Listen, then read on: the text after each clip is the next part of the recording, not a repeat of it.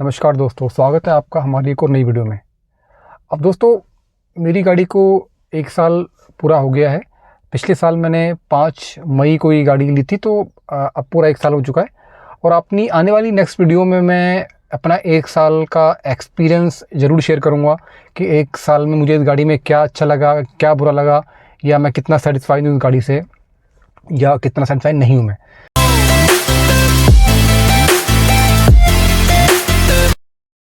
तो जो मेरी गाड़ी का लास्ट ईयर जो एक्स शोरूम प्राइस था वो 8,72,000 रुपये था। और बेस्ड ऑन 8,72,000 रुपये इन्होंने जो प्रीमियम जो आया मेरा इंश्योरेंस का वो 27,000 के आसपास आया। अब 27,000 में उन्होंने जो गाड़ी की आईडी भी दिखाई थी वो 8,33,000 रुपये दिखाई थी। और वो जियो डेप्ट था, उसमें सारी चीज़ें इंक्लूडेड थी। उसमें सारे कंज्यूमेबल थे और इंजन प्रोटेक्शन था, और मतलब सारी चीज़ें जो बेसिक चीज़ें होती हैं, की लॉस्ट, ये सारी चीज़ें, कुछ अगर डैमेज होता है तो मतलब वो आपका बम्पर टू बम्पर जो डेप्थ था, कंज्यूमेबल वगैरह और इंजन वारंटी सारी उसमें इंक्लूड थी। तो जैसे मैंने बताया वो मुझे 27,000 के आसपास पड़ा। अब जो दोस्तों मैंने इंश्योरेंस कराया है वो हालांकि मेरा गो डिजिट से था जो लास्ट मेरा इंश्योरेंस था, लेकिन इस बार जो मेरा इंश्योरेंस है वो मैंने बजाज एलायंस से कराया है। अब हालांकि मैंने कराया मारुति से ही है, मारुति के ऑथराइज डीलरशिप पे जाके मैंने ये कराया है। और जो मुझे इंश्योरेंस आया वो 7,100 मतलब 7,100 के आसपास मेरा इस बार इंश्योरेंस आया है। और जो उन्होंने गाड़ी की जो आईडी भी दिखाई वो 7 लाख के आसपास दिखाई है, मतलब 1,33,000 रुपये की गाड़ी की आईडी भी डेप्रिशिएट हुई है। और उसके बेस पे जो मेरा प्रीमियम आ रहा है वो आ रहा है करीब 7,000 के आसपास। लेकिन अगर डिफरेंस देखा जाए तो सिर्फ 1,33,000 का डिफरेंस आईडीवी में आ रहा है, लेकिन जो डिफरेंस आपका प्रीमियम में वो काफ़ी डिफरेंस आ गया है। कहाँ 27,000 रुपये और कहाँ आपका 7,000 रुपये या 7,100 रुपये, तो 20,000 का मोटा मोटा डिफरेंस आ गया। अब ये डिफरेंस क्यों है इतना? तो गाड़ी की जो आईडीवी जो उन्होंने गाड़ी की वैल्यू कोट करी है वो सिर्फ 1,33,000 का डिफरेंस आया है, बट प्रीमियम में डिफरेंस 20,000 का आ गया है। वहाँ पर 27 का हुआ था, यहाँ 7,000 या 3,100 टू बी वेरी प्रिसाइज है। तो ये डिफरेंस क्यों है? अच्छा, ये डिफरेंस दोस्तों इसलिए, पहला तो वो 1,33,000 के हिसाब से वो आईडीवी कम हो गई तो वहाँ पर डिफरेंस आ गया। उसके बाद मैंने जो ये इंश्योरेंस लिया दोस्तों, ये क्लियरली मैंने जियो डेप्ट लिया है। मैं इसमें कुछ भी कंज्यूमेबल, कुछ भी इंजन वारंटी, कुछ भी की लॉस्ट, मैंने कुछ नहीं लिया। मैंने सिंपल उनको बोला कि मेरे को सिंपल जियो डेप्ट चाहिए और मुझे कुछ एडिशन नहीं चाहिए। अब ऐसा मैंने क्यों बोला दोस्तों? क्योंकि होता क्या है कि ये कंज्यूमेबल हो गया आपका या इंजन की वारंटी हो गई, ये सारी चीज़ें तो दोस्तों ऑलरेडी आपकी गाड़ी जो है 2 या 3 साल गाड़ी की वारंटी होती है, कहीं पर 3 साल मिल जाती है, कहीं 2 साल मिल जाती है। तो उस गाड़ी की वारंटी में ये कंज्यूमेबल हो गया या फिर आपका इंजन प्रोटेक्शन, ये सारी चीज़ें कवर्ड होती हैं। तो ये आपको ज़रूरत नहीं है कराने की।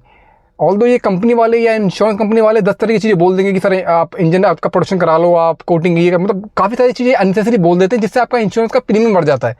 तो आप ध्यान रखें, अवेयर रहें इंश्योरेंस सेकंड टाइम कराते हुए कि आपको कौन सी चीज़ें चाहिए, कौन सी चीज़ नहीं चाहिए। कुछ चीज़ें हैं जो आप करा सकते हो, जैसे की लॉस्ट का हो गया, रोड साइड असिस्टेंट हो गया, ये सब चीज़ें आप करा सकते हो। मैंने नहीं कराया, पर अगर आप फ्रिक्वेंटली आपका जो है वो रन रहता है हाईवेज के ऊपर, तो आपको एटलीस्ट रोड साइड असिस्टेंट का एक जो है एक फीचर अपने इंश्योरेंस में ले लेना चाहिए। मेरा इतना हाईवे रन नहीं होता तो मैंने नहीं लिया है।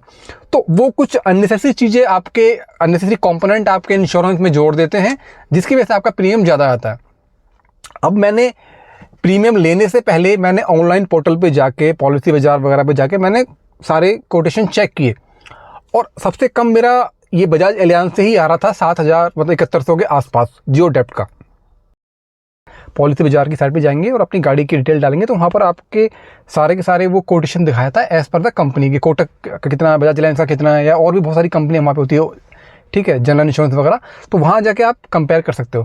बट मारुति से ही कराने के पीछे मेरे दोस्तों 3-4 बड़े इम्पोर्टेंट रीज़न थे। देखो, सबसे पहले मैंने ये देखा कि अगर आप किसी भी, मतलब मैंने जैसे मेरी गाड़ी मारुति की तो मैंने मारुति से कराया, आपकी किया की है, अगर आपकी हुंडई की है तो क्यों कंपनी से कराना चाहिए इंश्योरेंस? उसके पीछे जो रीजन थे मेरे, 2 से 3 रीजन थे, बताता हूँ आपको। सबसे पहला दोस्तों रीजन है इजी क्लेम। होता क्या है कि जब आपकी गाड़ी ठुक जाती है या कहीं भगवान ना करे किसी एक्सीडेंट हो जाए, तो जब गाड़ी ठुक जाती है तो जब आप गाड़ी को क्योंकि आप जब गाड़ी आपकी एक्सीडेंट होगी तो आपको लाना तो वर्कशॉप, कंपनी के वर्कशॉप में ही होगी, बाहर तो उस तरीके से आप गाड़ी को ठीक नहीं कर सकते हो। तो जब आप गाड़ी को कंपनी के वर्कशॉप में लेके आते हो और वो जब आप इंश्योरेंस को क्लेम पे डालते हो, तो अगर तो वो आपका इंश्योरेंस मारुति का इंश्योरेंस मतलब मारुति के थ्रू आपने कराया है, तो क्लेम बड़ा फास्ट हो जाता है। जो आपका सर्वेयर होता है उस कंपनी का, जो इंश्योरेंस कंपनी का, वो उसको एक खुद लोग बुलाते हैं, खुद एक जो मतलब पूरा आपको असिस्टेंट मिलेगा कंपनी की तरफ से, मारुति की तरफ से। खुद ये लोग कॉल करेंगे, उनको बुलाएंगे, जल्दी आपके प्रोसेस को ईजी करेंगे और फास्ट करेंगे।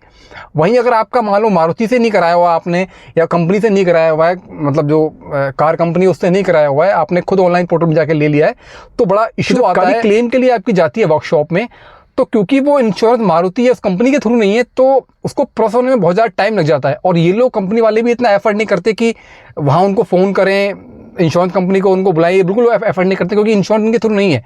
तो जहाँ अगर आपका उसी सेम कंपनी से इंश्योरेंस आपने कराया हुआ है, तो जो चीज़ आपकी 2 से 3 दिन के अंदर प्रोसेस होती है, उसमें दोस्तों हफ्ता भर 10 दिन भी लग जाते हैं।